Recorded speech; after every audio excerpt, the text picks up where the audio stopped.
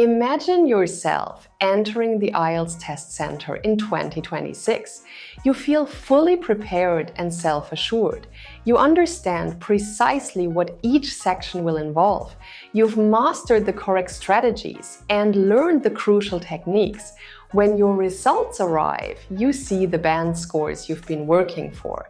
This level of confidence isn't built on chance or countless hours of random studying. It develops from knowing exactly what each IELTS section demands and understanding proven strategies that can help you achieve Band 7 and higher. Through our online courses, we've guided thousands of students using this exact approach. When they focus on strategic preparation rather than simply studying harder, their scores can transform dramatically. In this video, I'll guide you through all 4 IELTS academic sections and share vital tips for each one. You'll understand what the examiners are looking for and learn the crucial strategies that distinguish Band 6 candidates from Band 7, 8, and 9 candidates. By the end, you'll understand exactly how to tackle your IELTS preparation in 2026. If you're ready to study smarter, not harder, keep watching. Let's begin. First, let's talk about the IELTS speaking section. Many students worry about this part because you speak face-to-face with an examiner for 11 to 14 minutes. However, once you understand the structure and scoring system, speaking becomes much more manageable. The test has 3 parts. Part 1 lasts about 4 to 5 minutes. The examiner asks you general questions about yourself, your home, family, work, studies, or interests. These are straightforward topics you can easily prepare for. Part 2 is called the long turn, where you receive a topic card and have 1 minute to prepare a 2-minute talk. Finally, Part 3 is a discussion, where the examiner asks more abstract questions. This section tests your ability to discuss issues in depth. Now, what does the IELTS speaking examiner actually look for? They assess you on 4 criteria, and each one counts equally towards your final score. The first is fluency and coherence, which means speaking smoothly without too many pauses and organizing your ideas logically. The second is lexical resource, which is simply your vocabulary range and how accurately you use words. The third is grammatical range and accuracy, which measures your grammar skills and variety of sentence structures. Finally, pronunciation assesses how clearly you speak and whether the examiner can understand you without difficulty. Here's an essential tip for speaking. Always give complete, developed answers instead of short responses. In Part 1, if the examiner asks, "Do you enjoy reading books?" don't just say, "Yes, I do." Instead, extend your answer by explaining why.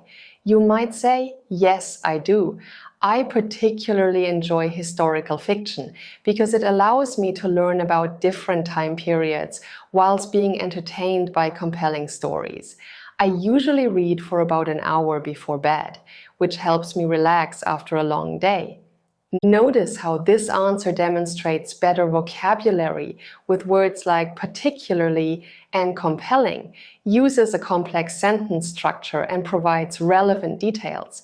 That's what separates Band 6 responses from Band 7 and above. Another important tip is to use templates strategically, especially for Part 2. Templates include advanced vocabulary, grammar, and structures that help you organize your ideas clearly and coherently. For example, if the topic card asks you to describe a memorable journey, you might begin your answer with a template sentence starter such as this one. "I'd like to share with you an experience that had a profound impact on me." Then you cover the points on the topic card. For example, you might set the context by explaining when and where this journey took place. Describe the key moments that made it special. Discuss the emotions you felt during the experience and conclude with a reflection on how it changed your perspective.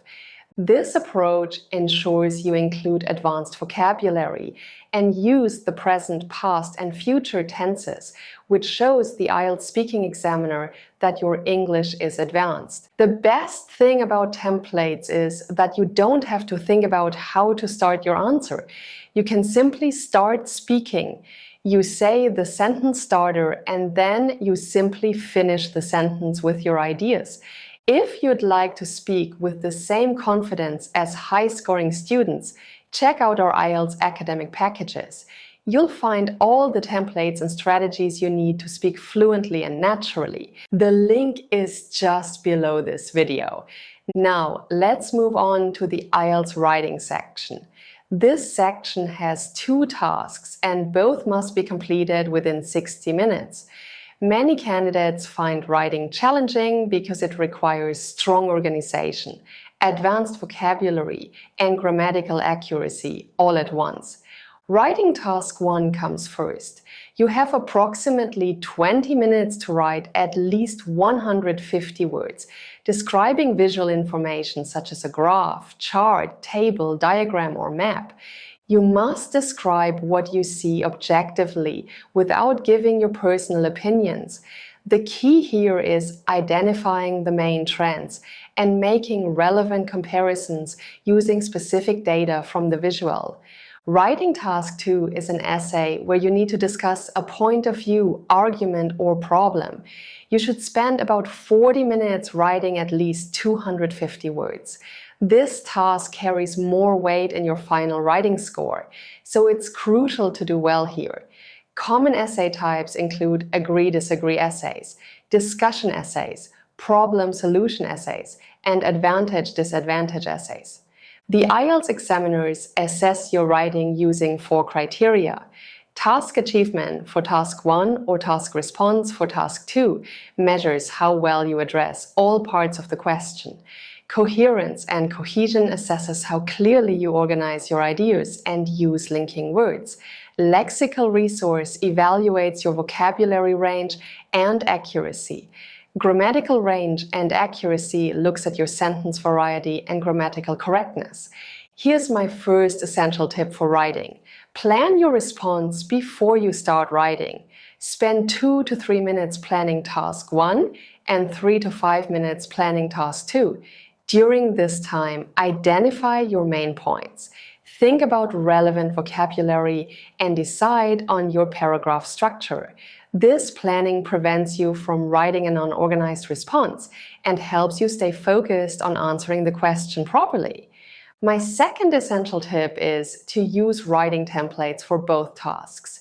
Successful candidates use templates that provide advanced sentence starters and a clear framework for organizing their ideas. For task 1, when writing your overview, you can begin with sentence starters like, in general, the data reveals that. When describing trends, you might write, the period witnessed a dramatic increase in. These templates help you demonstrate sophisticated language whilst maintaining clarity and accuracy. For task 2 essays, templates are equally valuable.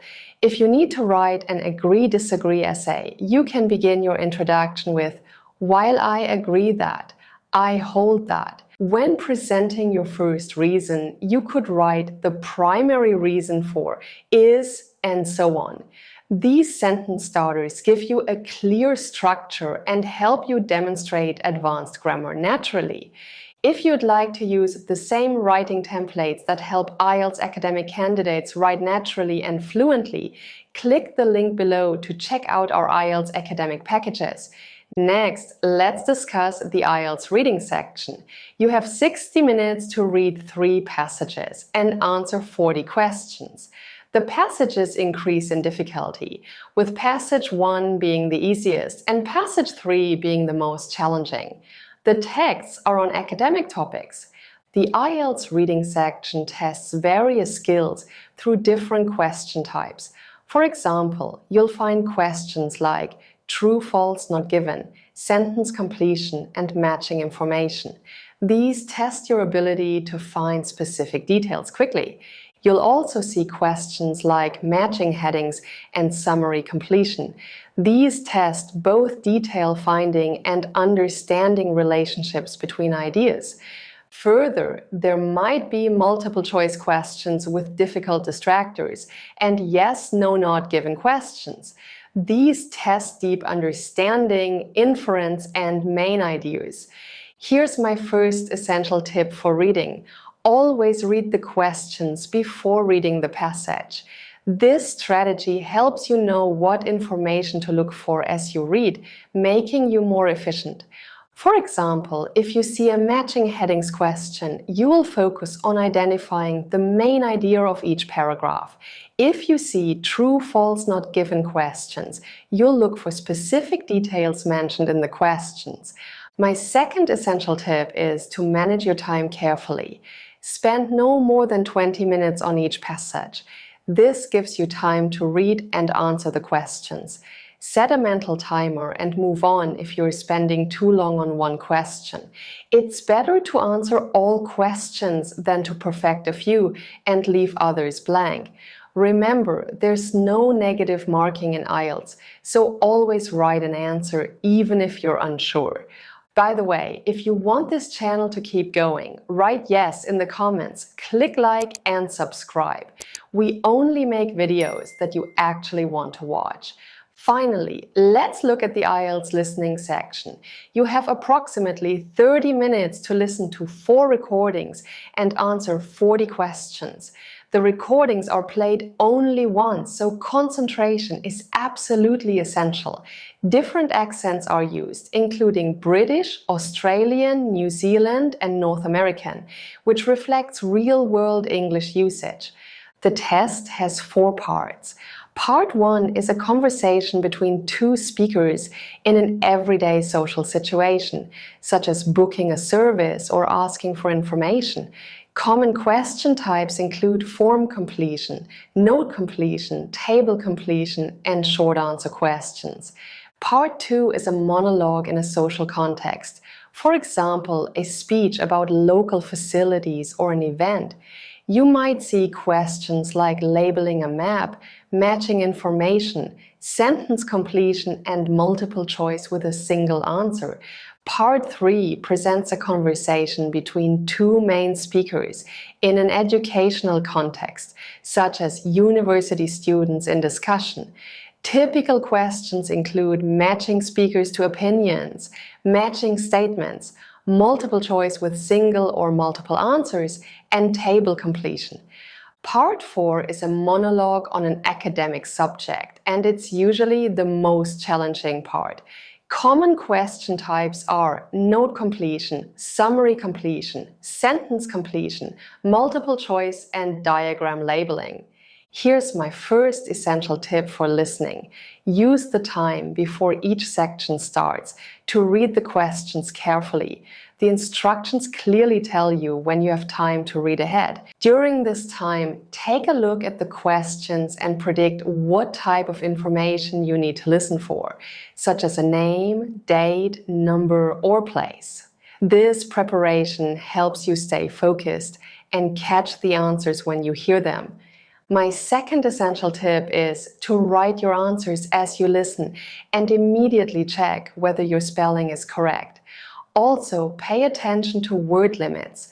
If a question says, write no more than 2 words, writing 3 words means you'll lose the mark, even if your answer is otherwise correct. There you have it, an overview of how to pass the IELTS in 2026. You've learned about all 4 sections: speaking, writing, reading, and listening. You now understand what each section tests, how examiners assess your performance, and how to improve your score. Remember, successful IELTS preparation isn't about studying endlessly without direction. It's about understanding exactly what examiners look for, practicing with purpose, and using proven strategies like templates for speaking and writing. Every section requires specific skills, but with the right approach, you can develop all of them systematically.